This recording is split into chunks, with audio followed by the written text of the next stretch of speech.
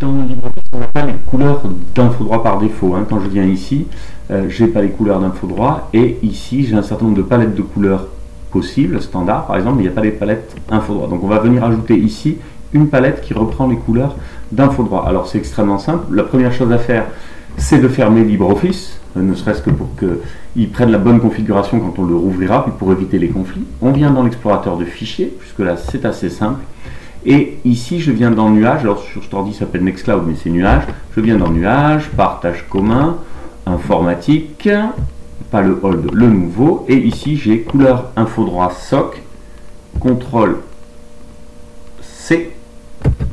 Donc je viens le copier, pas le couper évidemment. Et ensuite, je vais dans le dossier personnel. Et on va aller dans les fichiers de configuration de LibreOffice. C'est tout bête. Alors c'est un fichier dont on n'a pas besoin habituellement. Donc le dossier est caché. Il va falloir les afficher. Pour afficher, on vient ici et on peut cliquer afficher les fichiers cachés, ce qui va nous les afficher.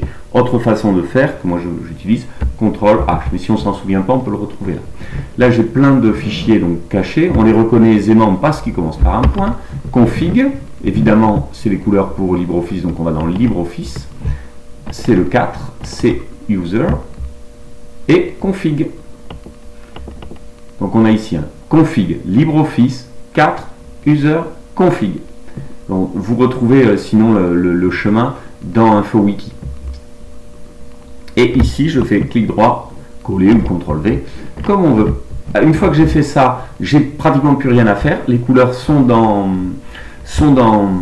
LibreOffice. Bon, tant qu'on y est, ce qu'on fait, c'est qu'on revient ici dans le dossier personnel. On se rend compte qu'on a toujours les fichiers cachés. Et donc, soit CTRL H, soit on vient ici, afficher les fichiers cachés, et on désélectionne, ce qui nous redonne une interface un peu plus propre. Je viens dans LibreOffice, et quand je voudrais mettre, par exemple, ça dans une autre couleur,